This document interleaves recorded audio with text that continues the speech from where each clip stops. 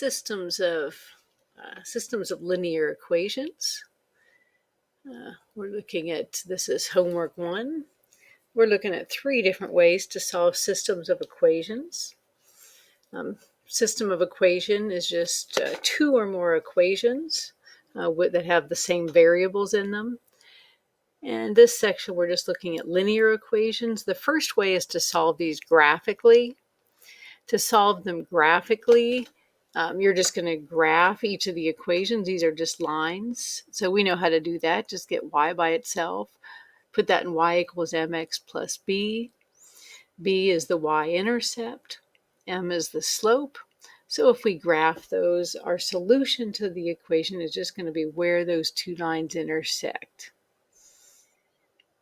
And same thing with the next one. And then these 2 cases are a little bit different. If you have 2 lines that are parallel to each other and never intersect, that's just going to be no solution. And then this one is a little bit different. If you graph each of these end up actually being exactly the same line. So those are going to have an infinite number of solutions. And just because they have an infinite number of solutions, though, doesn't mean that they are completely random. We can't just say the answer is 1, 2, or 720. The answers are infinite. We have an infinite number of answers, but the answers are always going to be in the form. This is one way you can write it. Is, let's see, our x-coordinate. We can let that be whatever we want, x-coordinate. And then the y-coordinate is going to be negative 2/3 x plus 3. That's one way we can write it. If we just say this is x, whatever the x-coordinate is, the y-coordinate is going to be negative 2/3 x plus 3. This is how you would write that infinitely many solutions, one way to write that. So an example of that is if x was 0, then the y-coordinate is going to be just 3. If the x-coordinate was, let's say 3, then the y-coordinate is going to be 1. So you see, we have an infinite number of solutions. We can just keep going on and on with, choosing different x's, but our y-coordinate is always going to be negative 2/3 times whatever that x value is, plus 3. Well, let's look at the other 2 ways to solve systems of equations. One is substitution. So this is number 5 in your notes. Substitution, we're going to solve either one of the 2 equations for one of the variables. And it doesn't matter. You can choose for this x, this y, this x, or this y, any equation for any variable. But the easiest by far mathematically is to pick the one that has a coefficient of 1 in front of it. So solve this for just x. So we will just add 5y to both sides. And so x would equal 5y plus 13. And then now you take this and you plug it in for x in the other equation. So negative 7 times 5y plus 13 equals, plus 8y equals negative 10. This is good because now we have an equation that has just one variable. We just have y's in here. So now if I distribute, negative 35y minus 91 plus 8y equals negative 10.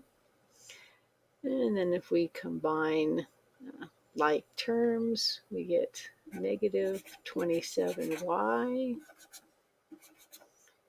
and add 91 to both sides.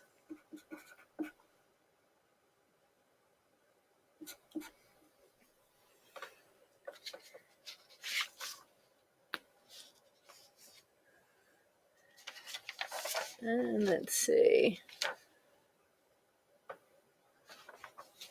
Oh, negative 10. So equals 81. And then divide by negative 27.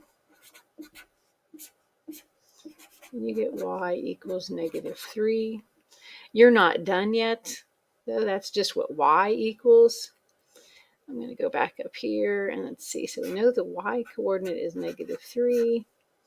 But now for the x coordinate, we know that x equals 5y plus 13.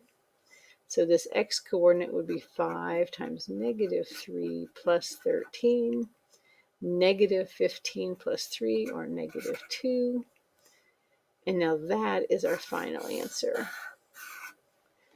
If we would have graphed these, that would have been where these two lines intersect. But that works in both equations. If we would plug in negative 2 for x and negative 3 for y, it would make both of these equations true. And our last method for this section for solving linear equations is to use elimination.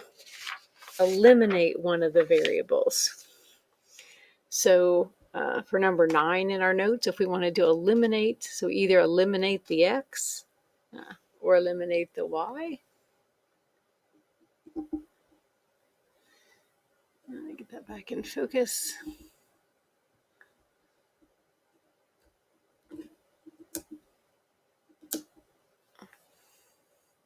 So if we want to eliminate either the x or the y, we multiply one or both equations by something.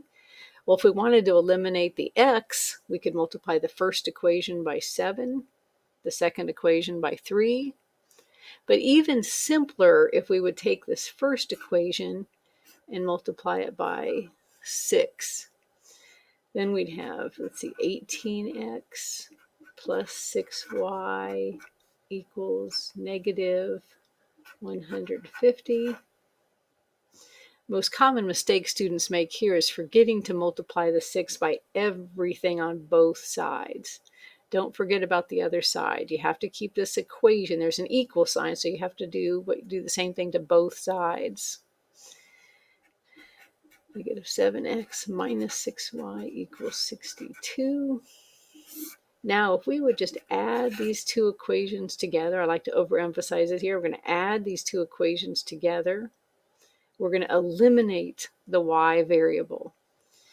So let's see here. This would be 11x, 6y plus negative 6y.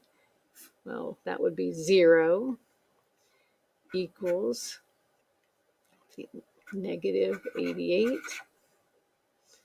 And then divide both sides by 11 to get x equals negative 8. Once again, that we're not done though. That's not our final answer. The x coordinate is negative 8, but we need to find the y coordinate. Well, we can use any equation above here that has an x and a y in it. It doesn't matter if I use, let's say I'll use the first one here, 3x plus y equals negative 25. Do you see I'm just using that first, this first equation? I could have used the second equation. So I'll plug in negative 8. So 3 times negative 8 plus y equals negative 25. So I get negative 24 plus y equals negative 25. So add 24 to both sides, and I get y equals negative 1. And there's our solution to that problem. I wanted to look at number 10 just real quickly. Notice how this one is not lined up. The variables are lined up, x, y, and here. But it's just going to be a little better form here if we can go ahead and get the equal signs lined up also. So if we could rewrite this 4x minus 5y equals 10, and 8x plus 9y equals 58. And then for the next step, I can see here these x's look pretty easy to eliminate. And you can either multiply this by 2 to eliminate this, or by -2. I usually would choose -2 just to make it easier, just so I could add these two together instead of subtracting. But -8x plus 10y, and don't forget about the other side, -20. If you multiply by -2, you multiply everything on both sides by the -2. 8x plus 9y equals 58. And so now I can add those and eliminate. Just usually a little bit easier mathematically to add. But we'll eliminate the x. So we get 19y equals 38. So y would equal 2. And once again, we are not done. The y coordinate is 2. To find the x coordinate, you go into any of the equations, anywhere in the whole problem here. But if I go back, I'll just go back to this first one, 4x equals 5y plus 10. So 4x equals 5 times 2 plus 10. So 4x equals 20. So x would equal 5.